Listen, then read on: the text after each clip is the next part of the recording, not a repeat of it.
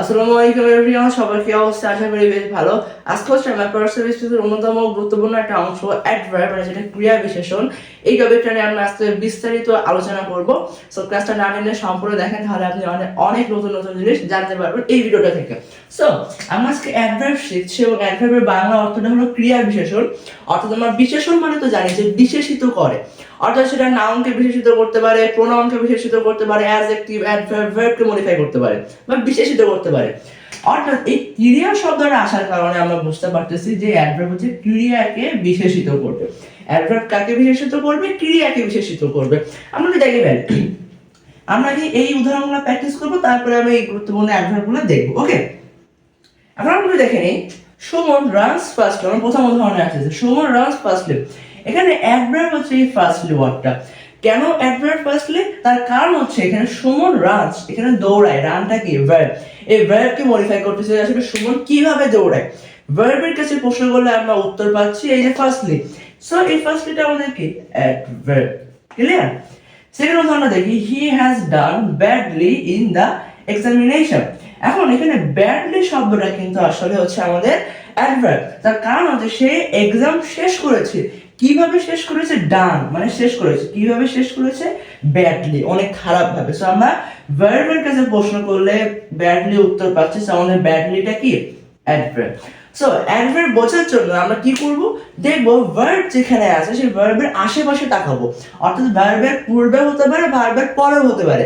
যদি আশেপাশে কোনো একটা ওয়ার্ড থাকে তখন আমরা সেই ওয়ার্ডটাকে অ্যাডভার্ব ধরে দেব অ্যাট এ বেসিক সেন্স। এখন আমরা দেখি third example, it is a very nice weather. So এখানে ভেরিটা হচ্ছে অ্যাডভার্ব। তার কারণ হলো ইসকে যদি আমরা প্রশ্ন করি ভার্বকে যে এটা কেমন ওয়েদার, অর্থাৎ নাইস ওয়েদার, যে নাইস এটা কি? অ্যাডজেক্টিভ। এই অ্যাডজেক্টিভকে যদি প্রশ্ন করি যে কেমন সুন্দর, খুব সুন্দর। সো এই ভেরিটা হচ্ছে আমাদের অ্যাডভার্ব। অর্থাৎ অ্যাডভার্ব শুধু ভার্বকে মডিফাই করবে তা না, অ্যাডভার্ব অ্যাডজেক্টিভকে মডিফাই করতে পারে। পার্সিভ স্পিচের ভিতরে এমন একটা পার্সিভ স্পিচ অ্যাডভার্ব যে হলো নাউন প্রোনাউন ব্যতীত সকল পার্সিভ স্পিচে মডিফাই করে। এই বাক্যটা কিন্তু অনেক বেশি গুরুত্বপূর্ণ, হচ্ছে অ্যাডভার্ব নাউন প্রোনাউন ছাড়া অন্য সকল পার্সিভ স্পিচকে মডিফাই করে। এটা অনেকবার বিসিএস বা কম্পারেটিভ এক্সামে আসছে। সো লাইনটা খুবই ভালো করে মনে রাখবে।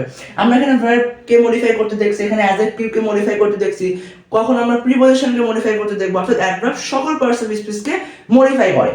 সো এখানে আমাদের অ্যাডজেক্টিভকে মডিফাই করতে দিচ্ছে নাইস। এই নাইসটা কি? অ্যাডজেক্টিভ। সো নাইস কেমন সুন্দর, খুব সুন্দর। সো এটা অ্যাডজেক্টিভ। তারপরে দেখি লাস্ট উদাহরণ, the program was telecast live. এখন এখানে প্রোগ্রাম, এখানে আপনার হলো অ্যাডভার্ব কোনটা? এই যে অ্যাডভার্ব হচ্ছে আপনার লাইভ। কেন লাইভ? তার কারণ হচ্ছে এখানে টেলিকাস্ট, টেলিকাস্টটা হলো কি? একটা অ্যাডজেক্টিভ। টেলিকাস্টটা কি? একটা অ্যাডজেক্টিভ। এবং এই টেলিকাস্টটা কি?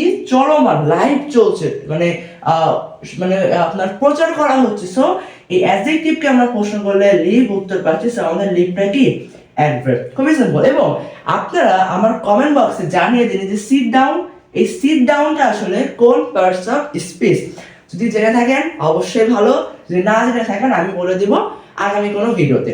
এখন আমরা আসি এই অ্যাডভার্বগুলোতে। এই অ্যাডভার্বগুলোকে বলা হলো adverb of frequency. Adverb of frequency, এটা একটু ভুল হয়ে গেল। ওকে ওকে শোনান, এখন আমরা দেখি এইটাকে বলা হয় হলো adverb of frequency. Adverb of frequency. So frequency মানে হলো সময়ের পরিমাপ।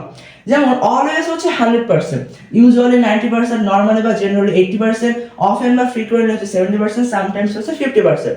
অর্থাৎ আমরা যেরকম নাউনকে পরিমাপ করার জন্য এর পূর্বে মেনি বসাই, সাম বসাই, নাউনকে পরিমাপ করি, ঠিক তেমনি আমরা ভার্বের এই যে পার্সেন্টেজগুলো ব্যবহার করি। তো সময়কে পরিমাপ করার জন্য আমরা এই অ্যাডভার্ব অফ ফ্রিকোয়েন্সিগুলো ব্যবহার করি।